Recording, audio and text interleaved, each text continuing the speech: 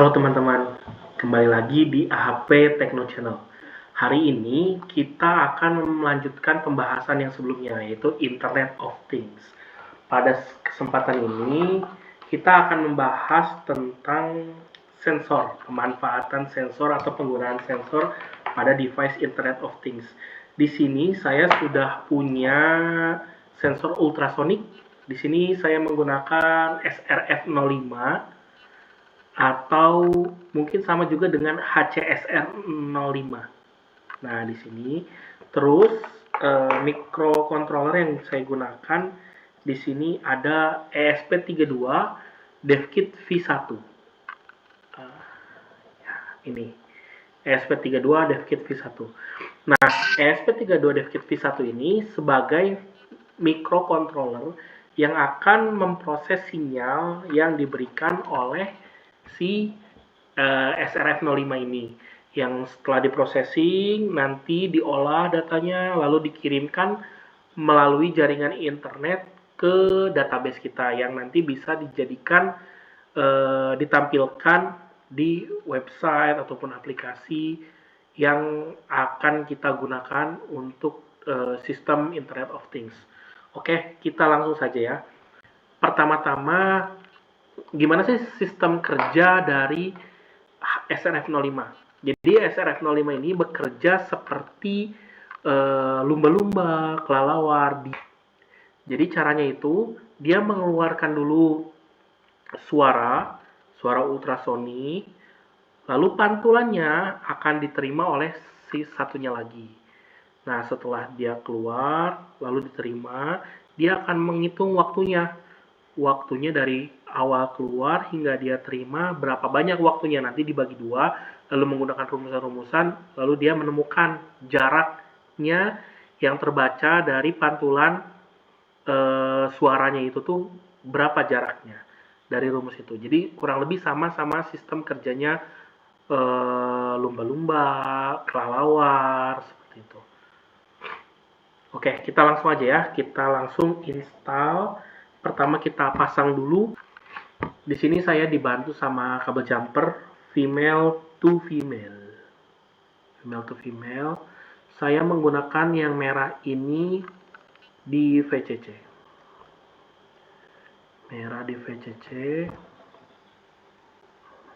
Oke, nanti saya pasang dulu nih kelihatannya.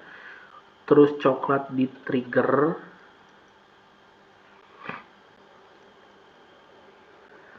Lalu putih di echo dan hitam di ground. Nah, untuk SRF05 ini, SRF05 ini sebetulnya ada out-nya juga. Di sini ada pin out. Tapi pin out ini tidak kita gunakan ya. Kita hanya menggunakan 4 pin ini. VCC, trigger, echo, dan ground. Nah, disambungkannya ke ESP32 DevKit V1 ini, pertama VCC-nya kita pakai 5 volt. Di sini tidak tertulis 5 volt, tapi tertulisnya V-in. Nah, di sini ya. Kita sambungkan ke V-in. Terus hitamnya ke ground tadi. Lalu triggernya nanti sebetulnya bisa di setup. Yang penting digital to analog convert DAC. Di sini saya pakai triggernya 5 deh. 5, pin 5. Dan echo-nya 18.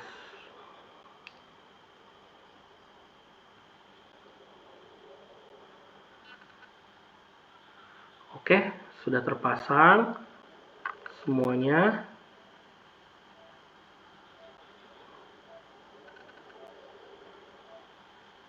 Ya. Triggernya 5, echo-nya 18. V-in-nya masuk ke yang 5 volt. Terus ground-nya ke ground. Ground-nya boleh yang di atas atau boleh yang di bawah juga, nggak apa-apa, sama aja. Yang penting V-in-nya bukan yang 3,3 ya, yang V-in, yang 5 volt. Ini isinya 5 volt. Oke, jadi seperti ini sudah terhubung. Oke, karena ini sudah terhubung, sekarang kita sambungkan ke USB. Oke, kita langsung sambungkan. USB-nya kita masukkan. Oke, selanjutnya kita masuk ke aplikasinya. Aplikasinya ke Arduino. Arduino-nya harus sudah tersetup untuk ESP32-nya ya. Filenya di sini sudah ada, sudah saya buat. Terus pertama dipastikan dulu kalau misalnya sudah diinstal ESP32-nya. Di sini di board ini sudah do it ESP32 DevKit V1. Nah, bisa dicari di sini sebetulnya di ESP32 Arduino. Nah, dicari di bawah biasanya. Nah, ini dia. Do it ESP32 DevKit V1 kalau misalnya memang kalian belum ketemu. Oke, dan kalau misalnya tersambung tidak ada masalah kabel, tidak ada masalah device, dia portnya akan secara otomatis muncul. Di sini saya port COM16. Kalau belum muncul, dicek di device manajernya, jangan-jangan drivernya belum terinstall. Jadi di port COM16 ini, oke, sekarang kita bahas dulu programnya. Programnya isinya ada apa aja sih? Pertama kita harus definisikan dulu trigger dan echo-nya tadi. Triggernya kan di pin 5, echo-nya di pin 18. Jadi kita sesuaikan sesuai dengan yang tadi kita pasang. Kalau misalnya triggernya di 18, echo-nya di 5, berarti disesuaikan seperti itu. Nah, karena saya pakai triggernya di 5, echo-nya di 18, maka didefinisikan juga seperti itu. Ini trigger pin dan echo pin. Nah, di sini juga kita definisikan namanya untuk durasinya. Durasi waktu dia berangkat dan kembali. Dia di-trigger dan echo-nya kita terima kembali. Itu kita kasih nama duration.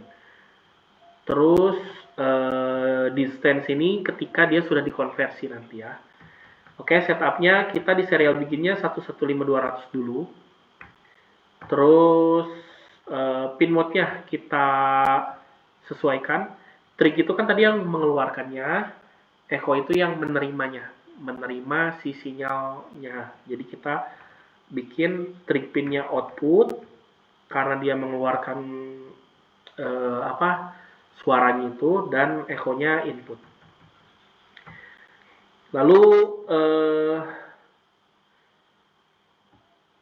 kita bersihkan dulu pin triggernya. Pin triggernya dibersihkan dengan di-low-kan. Jadi di-low-kan dulu. Kasih delay 2 detik. Habis itu baru setelah berhenti mulainya itu ketika kita kirim high. Nah, itu mulai nyala tuh. Tek 10 mikrosecond di sini. 10 mikrosecond, selama 10 mikrosecond lalu dimatikan lagi si triggernya. Nah, terus untuk membaca pantulannya, echo-nya langsung di hide untuk menerima sinyalnya.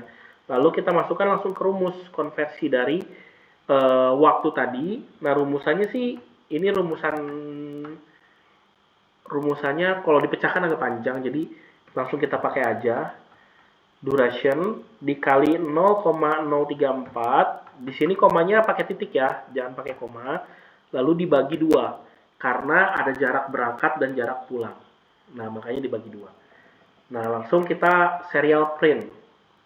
Kita print jaraknya. Ini stringnya, sejenis stringnya gitu.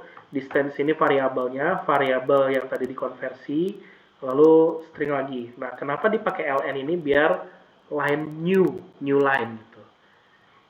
Nah, terus delay ini adalah waktu setiap berapa lama sih jarak data itu ditampilkan.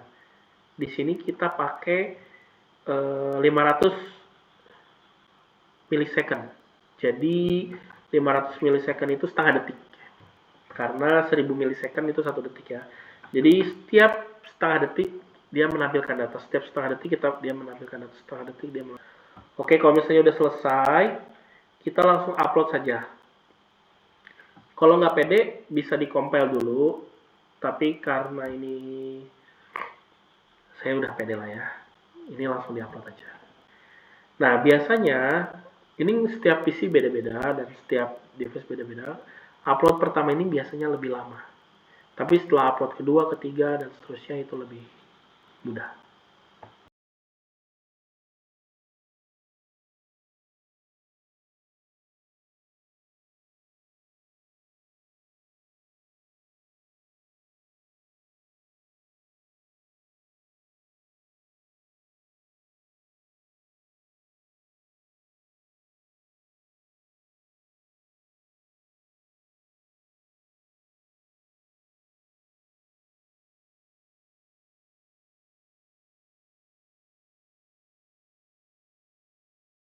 Oke, uploading, processing, writing, dan uploading. Uploading has been done. So, gimana cara ngeceknya? Kita cek di serial monitor. Nah, sekarang kita langsung coba tes di serial monitor. Di sebelah sini serial monitornya. Kita klik. Nah, kalau misalnya ada simbol-simbol yang tidak jelas di sini, kemungkinan besar karena baud rate-nya tidak sesuai. Baud rate yang kita gunakan di code itu 115200, sedangkan baud rate yang ada di serial monitor 9600. Jadi kita samakan dulu baud rate-nya. Kita ubah menjadi 115200. Oke. Nah, sudah muncul ya. Nah, ini saya posisikan ke atas seperti ini. Jadi dia ke dinding itu jaraknya sekitar 1,9an. Nah, lalu kita coba tutupi. Nah, makin tinggi, makin rendah, makin tinggi, makin rendah, tinggi. Nah, jadi di SRF 05 ini atau HCSR 05 ini kita masih bisa mendapatkan angka-angka floating. Jadi angkanya tidak ada satu angka atau satu data yang loncat. Nah, kita bisa menggunakan filter. Filternya bisa dari code, kita pakai map. Nah, nanti kita pelajari selanjutnya.